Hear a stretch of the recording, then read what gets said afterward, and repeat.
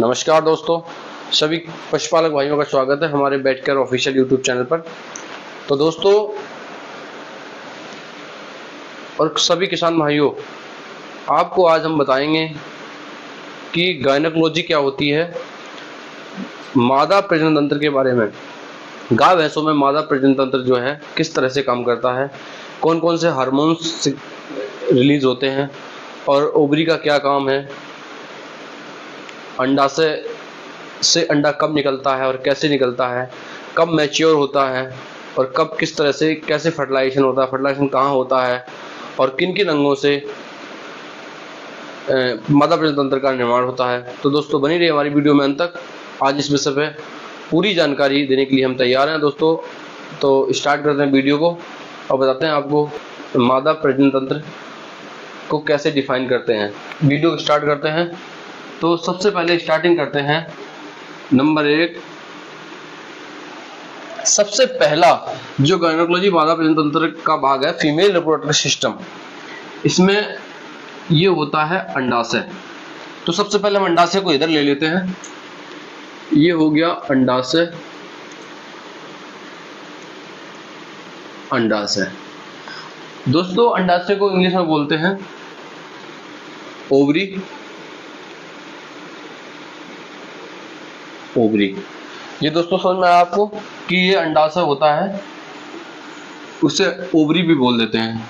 तो दोस्तों दूसरा भाग है अंडाशय के बाद जो पार्ट होता है उसे बोलते हैं ओविडक्ट। ओविडक्ट इसे बोलते हैं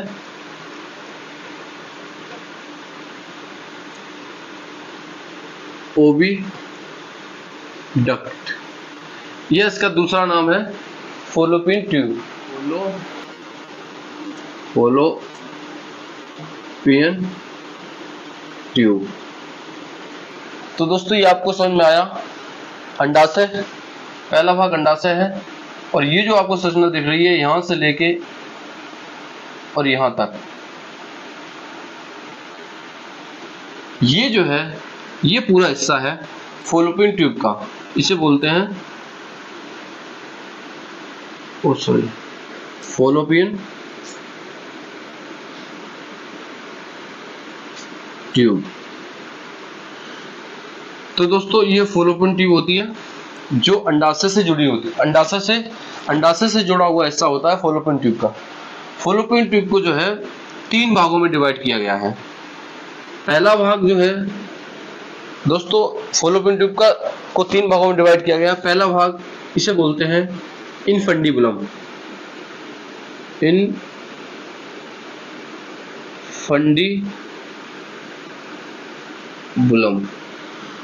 और ये जो इनफंडिबुलम का एरिया है वो यहां तक है। ये इनफंडिबुलम, यहां से इसे इनफंडिबुलम बोल देंगे। तो ये जो आपको रेड वाला हिस्सा दिख रहा है बीच वाला हिस्सा, इसे बोलते हैं दोस्तों एम्पुला। एम्पुला। और जो ये गर्भाशय की तरफ जो हिस्सा होता है इसे बोलते हैं इस्थमस।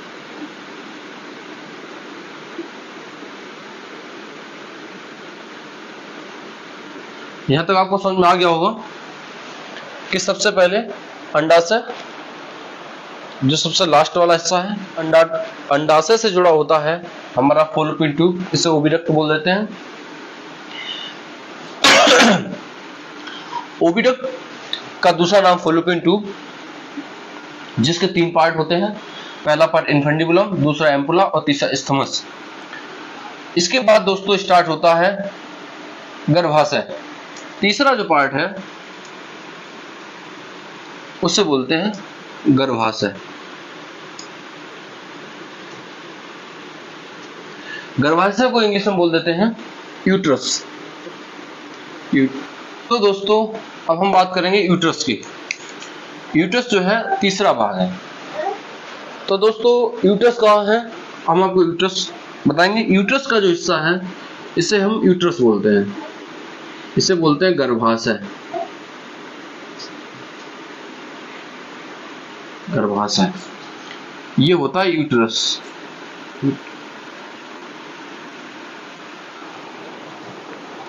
तो दोस्तों यूट्रस ये हो गया, ये यूट्रस हो गया। पहले ओवरी, फॉलोपियन ट्यूब, फॉलोपियन के 3 से इन्फेंडिबुलम, एम्पुला, स्टमस, के बाद में आ गया आपका गर्भाशय। ये जो और गर्भाशय से जो ये हिस्सा होता है इसे बोलते हैं यूट्राइन हॉर्न, यूटेराइन हॉर्न।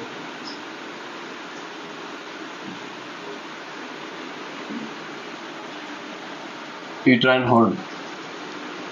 तो दोस्तों गर्भाशय, इसके बाद में गर्भाशय के बाद जो चौथा पार्ट है, जो चौथा अंग है, ये आपको दिखाई दे रहा होगा, ये एक संरचना आपको दिखाई दे रही होगी, इसे बोलते हैं, इस पूरे हिस्से को यहां से लेके यहां तक इसे बोलते हैं सर्विक्स। सर्विक्स को हिंदी में बोल देते हैं ग्रीवा। ग्रीवा तो यहां भी लिख देते हैं दोस्तों, आसान हो जाएगा, यहां लिख देते हैं ग्रीवा। ग्रीवा को इंग्लिश में बोलते हैं सर्विक्स।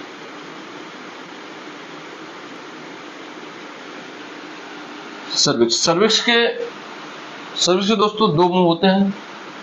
पहले पार्ट जहां से जो योनि की तरफ मुंह खुलता है उसे बोलते हैं एक्सटर्नल ओस, एक्सटर्नल ओस, और जो इसका पीछे की तरफ जो गर्भाशय की तरफ जो मुंह खुलता है सर्विक्स का उसे बोलते हैं हम इंटरनल ओस।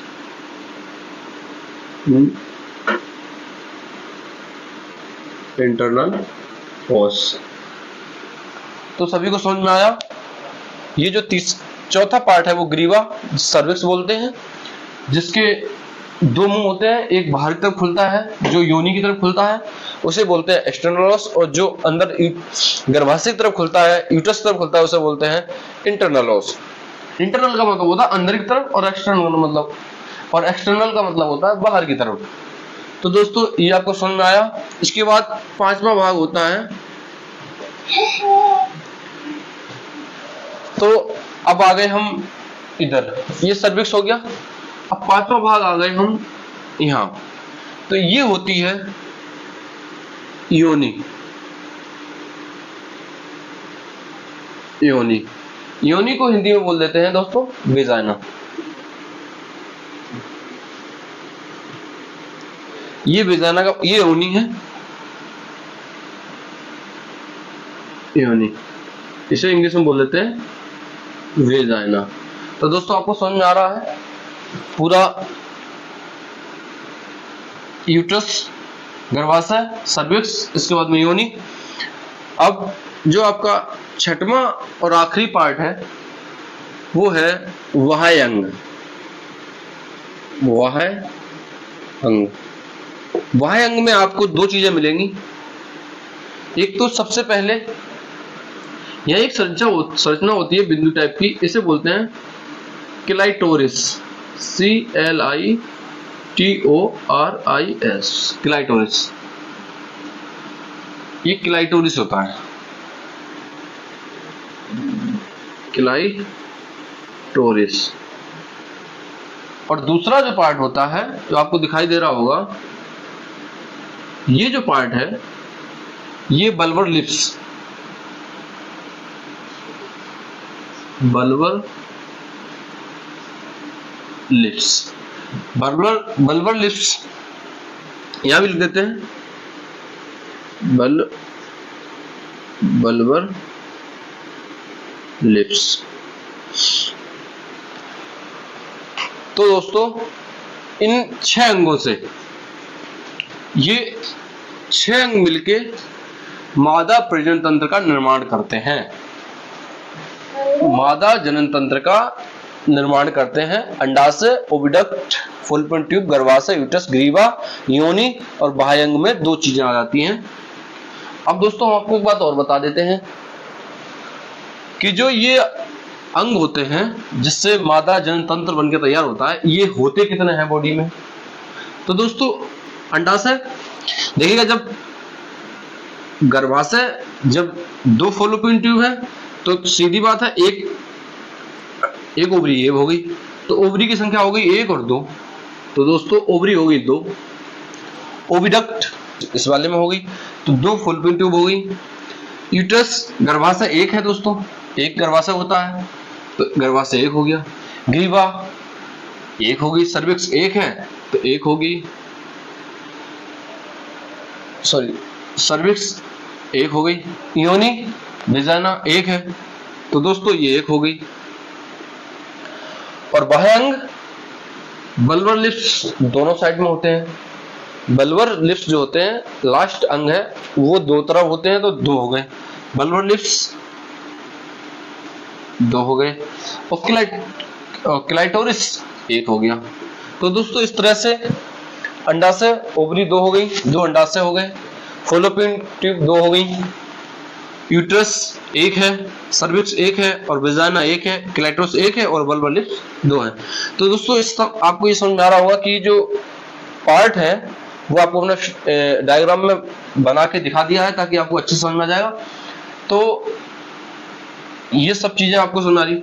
इसके साथ ये जो अंग है आपको दिख रहा होगा, ये मादा जनन तंत्र का अंग नहीं है, इसलिए हमने इसे डिफाइन नहीं किया, बाकी इसे दिखा दें। ये है यूरिनरी ब्लैडर, यूरिनरी ब्लैडर।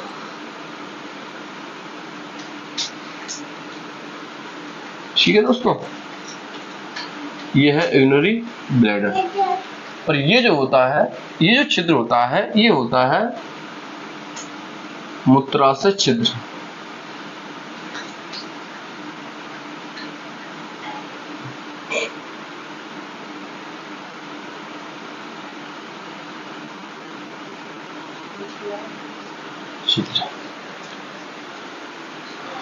तो दोस्तों आपको ये समझ में आया होगा। और सबसे एक बहुत बड़ी बात हम आपको बताने वाले हैं कि जो अंडाशय होता है, जो ओवरी होता है, वो मादा का प्राथमिक लैंगिक अंग है। ओवरी जो होती है, मादा में प्राथमिक लैंगिक अंग ओवरी होती है, और नर में प्राथमिक लैंगिक अंग जो होता है वो टेस्टिस होते हैं। तो दोस्तों मादा का प्राथमिक लैंगिक अंग होता है ओवरी, जो फीमेल जायगोट बनाता है, और नर का प्राथमिक लैंगिक अंग होता है टेस्टिस, जो शुक्राणु बनाता है। और दोस्तों क्योंकि ये फीमेल जायगोट बनाता है, पर यह एक अंतःस्रावी ग्रंथि की तरह काम करता है। जो ओवरी होती है वो अंतःस्रावी ग्रंथि की तरह कार्य करती है, क्योंकि इससे हार्मोन्स रिलीज होते हैं ओवरी को। तो दोस्तों इससे हार्मोन्स कौन कौन से रिलीज होते हैं वो आपको बता देते हैं। तो ये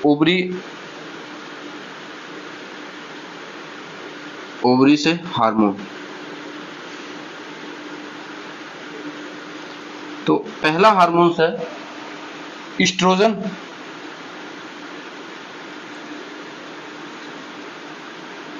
ईस्ट्रोजन, और जो दूसरा हार्मोन है उसे बोलते हैं प्रोजेस्टेरोन,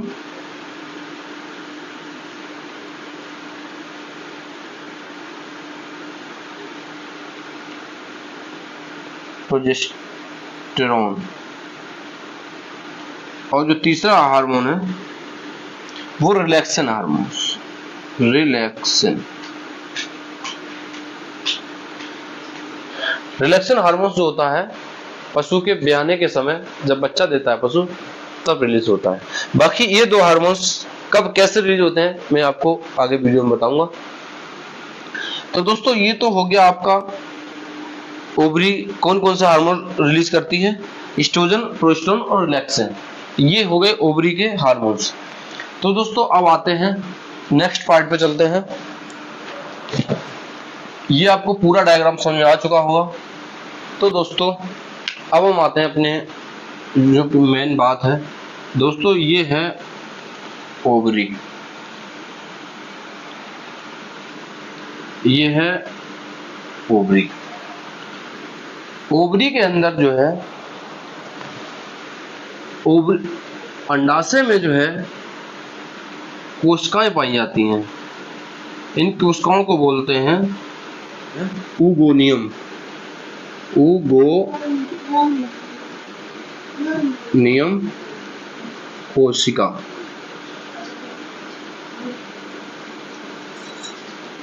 अब आप सोचोगे ये कोशिकाएं कहां से आई?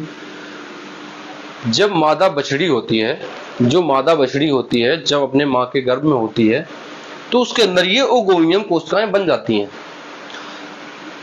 जब मादा बछड़ी जन्म लेती है तो ये ओगोनियम कोशिकाएं जो है थोड़ा सा कम हो जाती हैं। उसके बाद में जब ये बड़ी होती है, जवान होती है, और जब इसमें होती है स्टार्ट स्ट्रस साइकिल या बोलते हैं मध चक्र। तो दोस्तों हम आपको ये बता रहे थे, ये जो ओवरी होती है, जो अंडाशय है, अंडाशय के अंदर जो ओगोनियम कोशिकाएं पाई जाती हैं उसमें से एक कोशिका बड़ी होती है। दोस्तों ये जो सिस्टम है ये बहुत महत्वपूर्ण है, इसे आप बहुत ध्यान से सुनेंगे तभी आपको समझ में आएगा। क्योंकि ये ओवरी है, अंडाशय है, इस अंडाशय के अंदर ओगोनियम कोशिकाएं पाई जाती हैं जो मादा बछड़ी जब अपने माँ के गर्भ में होती है तभी ये उसके अंदर बन जाती हैं। जब इसके बाद में मादा बछड़ी जन्म लेती है, इसके बाद में ये ओगोनियम कोशिकाएं जो है कम हो जाती हैं। उसके बाद में ये जवान होती है, जब ये हीट स्ट्रेस साइकिल मध चक्र में आती है, जब ये जवान हो जाती है तो ये हीट पे आना स्टार्ट हो जाती है। हीट पे आना स्टार्ट होती है तो इसमें से एक कोशिका बड़ी होती है, एक कोशिका इसमें से बड़ी होती है। ये कोशिका बड़ी होती है, इस कोशिका को बोलते हैं प्राइमरी फॉलिकल्स।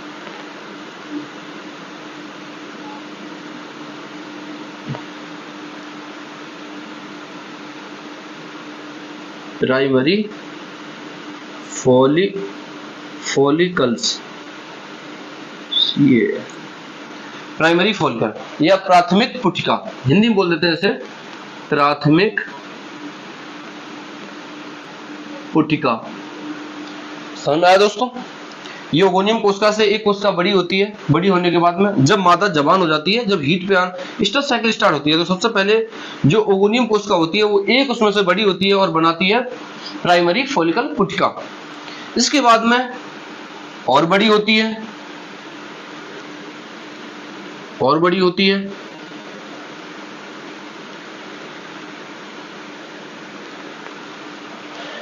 ये बताती है सेकेंडरी फॉलिकल, इसे बोलते हैं secondary follicle. Secondary follicle follicle मतलब द्वितीय पुटिका, हिंदी में बोल रहे हैं द्वितीय पुटिका। समझा दोस्तों? फिर ये और बड़ी होती है,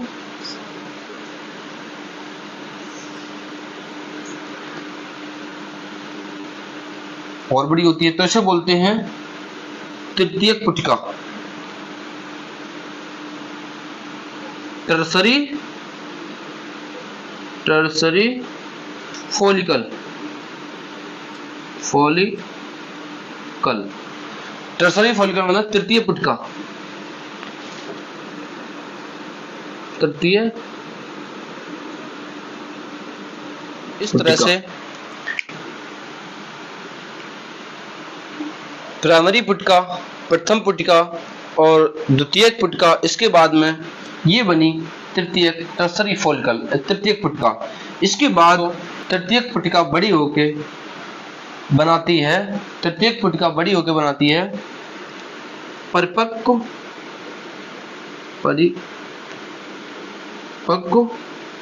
ग्रेफियन पुटिका, जिसे बोलते हैं मैच्योर फॉलिकल। तो दोस्तों अब ये मैच्योर, इसके बाद ये मैच्योर है तो फटेगी जरूर। अंडे का अंडाशय से बाहर निकलना, अंडे का अंडाशय से बाहर निकलना ही ओवुलेशन कहलाता है, अंड उत्सर्ग, इसे बोलते हैं ओवुलेशन।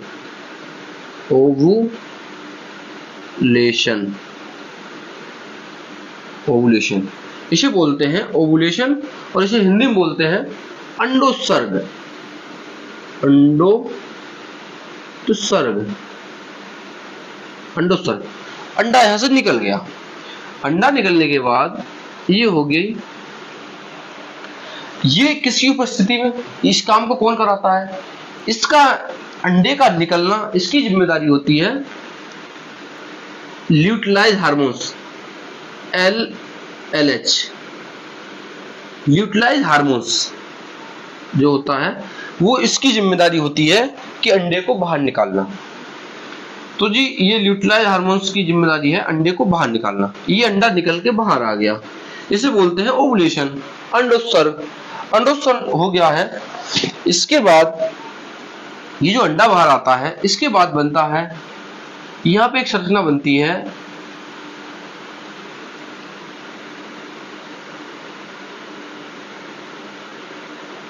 दोस्तों ये टूटा हुआ जो फोलिकल है, यहां से संरचना बनती है, इसे बोलते हैं CL।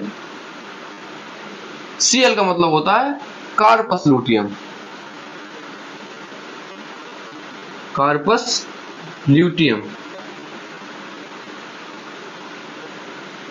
कार्पस ल्यूटियम कब बनता है, जब ओवुलेशन हो जाता है, इसके बाद यहाँ एक संरचना बनती है, उसे बोलते हैं कार्पस ल्यूटियम।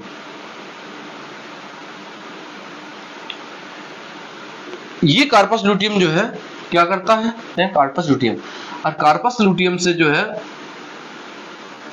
हार्मोन रिलीज होता है, उसे बोलते हैं प्रोजेस्टेरोन। Progesterone, progesterone, progesterone.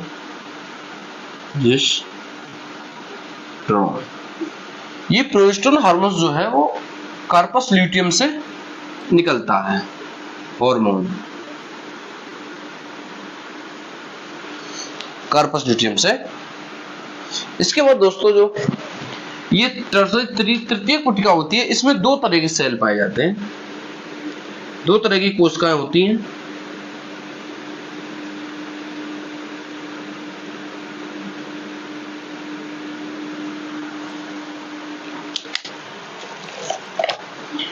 इसमें दो तरह की कोशिकाएं होती हैं,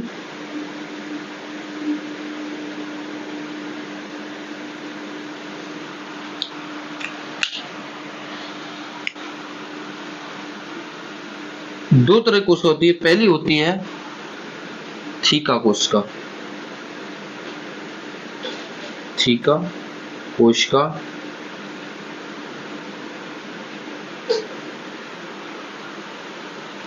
और दूसरी होती है ग्रेनुलोसा, ग्रेनुलोसा कोशिका। तो दोस्तों तृतीयक कोशिका में दो तरह की कोशिका पाई जाती है, थीका कोशिका और ग्रेनुलोसा कोशिका। तो ये दो तरह की कोशिकाएं जो है तृतीयक कोशिका में पाई जाती हैं। इसके बाद जो है ये जो ग्रेनुलोसा कोशिका है, ये भी एक हार्मोन स्रावित करती है। उस हार्मोन का नाम होता है एस्ट्रोजन, एस्ट्रोजन हार्मोन। कौन स्रावित करती है, ग्रेनुलोसा कोशिका। ये ग्रेनुलोसा जो कोशिका है वो एस्ट्रोजन हार्मोन स्रावित करती है। इसके बाद दोस्तों ये हो गया, मैंने आपको बताया था पहले, ओवरी दो हार्मोन स्रावित करती है। कौन कौन से, तीन हार्मोन स्रावित करती है। पहला हो गया प्रोजेस्टेरोन, प्रोजेस्टेरोन जो कार्पस ल्यूटियम से निकलता है, CL से आता है। CL जो है स्रावित करती है प्रोजेस्टेरोन हार्मोन्स को। और जो ग्रेनुलोसा कोशिका होती है, ग्रेनुलोसा कोशिका, यहां से निकलता है एस्ट्रोजन, एस्ट्रोजन हार्मोन। तो दोस्तों आपको समझ में आया, दो हार्मोन्स निकलते हैं, एक निकलता है कार्पस ल्यूटियम से। कार्पस ल्यूटियम जब Cl बनता है इसके बाद में कार्पस ल्यूटियम से प्रोजेस्टेरोन हार्मोन्स स्रावित होता है और उससे पहले जो ग्रेनुलोसा कोशिका से एस्ट्रोजन हार्मोन्स रिलीज होता है। तो दोस्तों कि जो ये ओगोनियम कोशिका धीरे धीरे बड़ी होती जाती है, इसकी जिम्मेदारी होती है, एक हार्मोन्स होता है उसे बोलते हैं FSH, फॉलिकुलर स्टिमुलेट हार्मोन्स। क्योंकि इस जो ये कोशिकाएं बड़ी हो रही हैं इसकी पूरी जिम्मेदारी है FSH हार्मोन्स की। ये FSH हार्मोन्स इनको बड़ा करता है। इसके बाद जब ओवुलेशन होता है तो जिम्मेदारी होती है ल्यूटिलाइज हार्मोन्स की। तो ये आपको समझ में आया। सबसे पहले स्टेज साइकिल मच्चक जब स्टार्ट होता है तो ओगोनियम कोशिका पाई जाती हैं। जब ओगोनियम कोशिका बड़ी होती है तो उसे प्राइमरी फॉलिकल बोलते हैं। उसके बाद और बड़ी होती है तो सेकेंडरी फॉलिकल बनाती है। इसके बाद और बड़ी होती है तो तृतीय पुटिका बनाती है। इसके बाद जब बनाती है तो परिपक्व ग्राफियन पुटिका यानी मैच्योर हो जाती है तो मैच्योर फॉलिकल बनाती है। इसके बाद में जब ये फट जाती है तो वहां से अंडोत्सर्ग हो जाता है, अंडा बाहर निकल जाता है।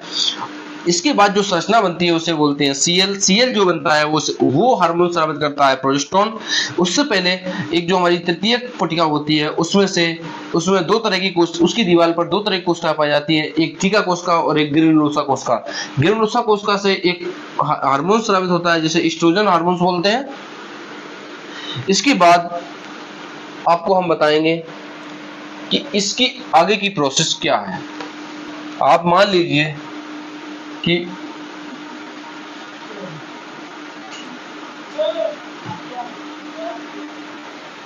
ये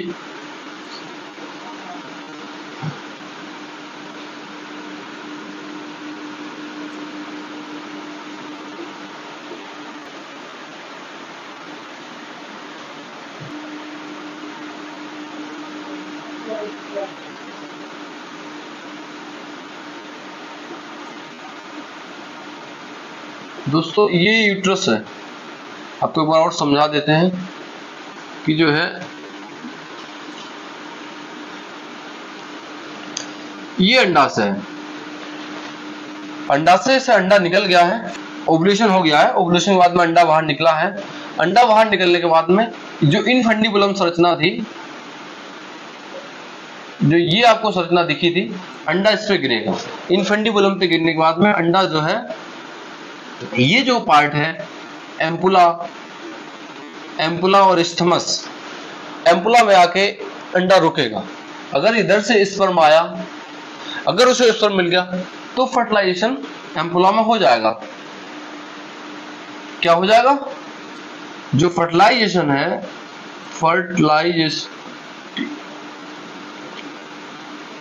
फर्टिलाइजेशन है वो एम्पुला में हो जाएगा, एम्पुला में हो जाएगा।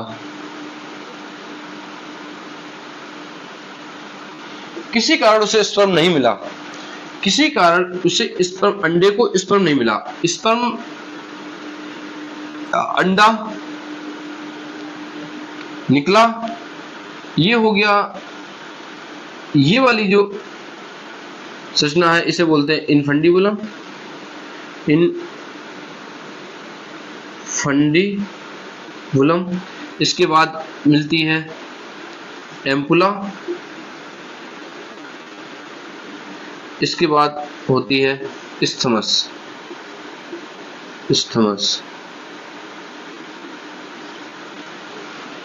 अंडा यहां से निकला, ओवरी से अंडा बाहर आया, इसके बाद एम्पुला पे पहुंचा। अगर इधर से स्पर्म मिला इसे, दोस्तों अगर इधर से स्पर्म मिला, अगर इधर से स्पर्म मिला, स्पर्म अगर इस स्पर्म मिला तो यहां पे हो जाएगा इसका फर्टिलाइजेशन, जिसे बोलते हैं निषेचन। ये जगह जो होती है दोस्तों, ये है एम्पुला, एम्पुला में होगा निषेचन। निषेचन के बाद में ये जो आपको संरचना दिख रही है Cl, कार्पस ल्यूटियम, यहां से लगातार प्रोजेस्टेरोन स्रावित करता रहेगा जब तक बच्चा बड़ा नहीं हो जाता, जब तक गर्भ से बच्चा बाहर नहीं आ जाता है, तब तक कार्पस ल्यूटियम का काम है सिर्फ प्रोजेस्टेरोन हार्मोन्स को स्रावित करना। तो दोस्तों जब तक पशु ब्याह नहीं जाएगा, जब तक पशु बच्चा नहीं दे देगा, तब तक कार्पस ल्यूटियम लगातार प्रोजेस्टेरोन हार्मोन्स रिलीज करता रहेगा, प्रोजेस्टेरोन हार्मोन स्रावित करता रहेगा। ये कार्पस ल्यूटियम का काम जो है प्रोजेस्टेरोन हार्मोन स्रावित करता रहेगा। इसके बाद अगर 1% अगर उसे अंडा स्पर्म नहीं मिला, अब देखिएगा दोस्तों, स्पर्म नहीं मिला, तो ये जो अंडा है ये एम्पुला तक आएगा, लेकिन यहाँ पे आके ये जो है यूनि से होके बाहर निकल जाएगा। जब ये बाहर निकल जाएगा इसका मतलब फर्टिलाइजेशन नहीं हुआ है, इसका मतलब निषेचन नहीं हुआ है, निषेचन नहीं हुआ है।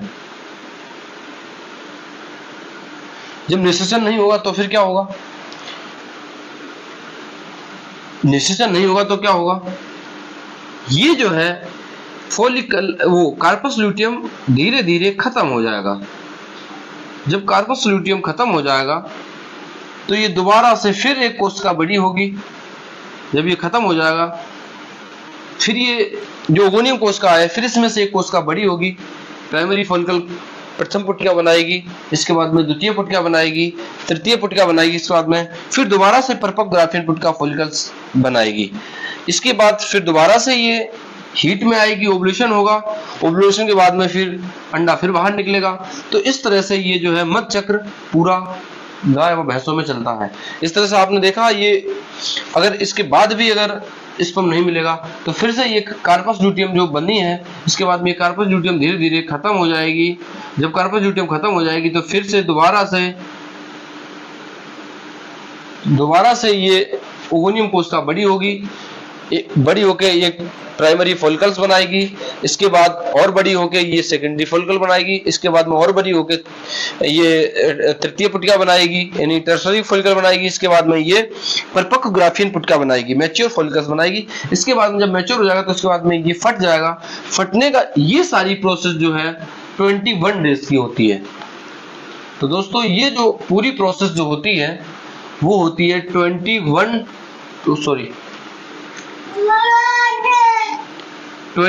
डेज की होती है।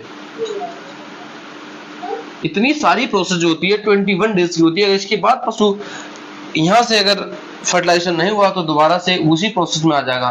तो दोस्तों इस तरह से हमने आपको बताया कि इस तरह से किस तरह से होता है पशुओं में फर्टिलाइजेशन और किस तरह से होता है ओवुलेशन, और ये ओवुलेशन की स्टार्टिंग कहाँ से होती है। तो दोस्तों इस तरह से ये जो है पूरा मादा प्रजनन तंत्र जो है पशुओं का आपको अच्छे से समझ में आया होगा। मादा जनन तंत्र, अगर आपको ये सारी बात समझ में आई हो तो कमेंट करके जरूर बताना। अगर हमारी वीडियो आपको अच्छी लगी तो लाइक कमेंट शेयर जरूर करें। बाकी हमारे चैनल पर नए हैं तो चैनल को सब्सक्राइब जरूर कर लें। बाकी इससे आगे की वीडियो अगली क्लास में होगी, अगली वीडियो में होगी, क्योंकि अभी इसके बाद तो बहुत कुछ है। तो इसके बाद जो अगली वीडियो बनाएंगे उसके बारे में हम आपको डिटेल से एक एक चीज बाद में बताएंगे। अभी हमने सिर्फ जो बताया है मादा जनन तंत्र के बारे में बताया है, क्योंकि ये जो स्ट्रेस साइकिल है इसके बारे में जानना इसलिए जरूरी है क्योंकि जो भी किसान भाई, जो भी पशुपालक भाई पशु पालते हैं या जो भी कृत्रिम गर्भाधान या आर्टिफिशियल इंसेमिनेटर होते हैं, उनको यही पता नहीं होता है कि किस तरह से हम ये मध्य चक्र जो होता है और मध्य चक्र किस तरह से होता है, कब कौन सा हार्मोन्स कहाँ से रिलीज होता है और कैसे होता है, किस हार्मोन्स का क्या काम है और कब होता है। तो दोस्तों